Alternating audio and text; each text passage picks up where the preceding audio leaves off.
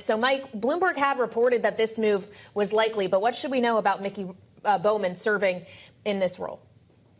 Well, she wouldn't be likely to be confirmed. She's already been confirmed as a Fed governor, so it is just the additional title as vice chair. So it shouldn't be too difficult for her. She is a Republican.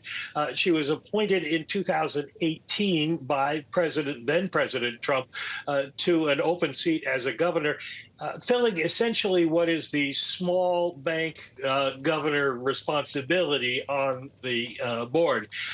She was a Kansas bank commissioner, and she ran a family bank in Kansas for a number of years. So she has a lot of experience in that area, and she should be confirmed without any kind of dissent. That was my next question, Mike. As the president writes, Mickey's been serving honorably on the Fed's Board of Governors since 2018, has great expertise dealing with inflation, regulation, and banking. Will senators see it that way?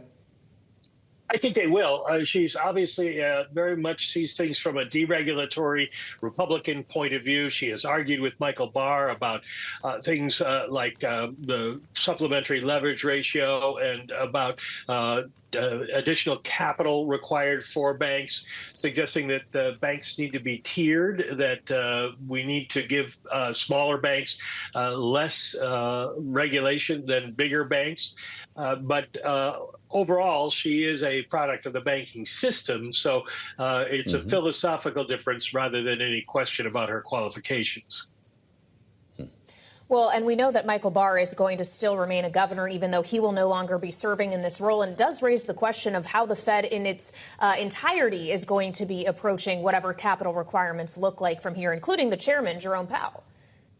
Well, that is a big question for the banking industry, because there is something called a Basel III endgame, which is a new set of regulations on top of previous ones that came out of the Basel Banking Working Group in Switzerland that would require higher capital levels for banks, for the biggest banks, basically.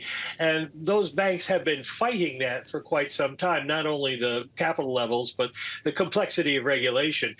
They got to the point where the Fed withdrew the proposal last year and reworked it, and then put it out again, was planning to repropose it this winter. And because Michael Barr left, they have backed off on that. Now the question is, does it go forward at all, or does it get significantly reworked under new Vice Chair Bowman?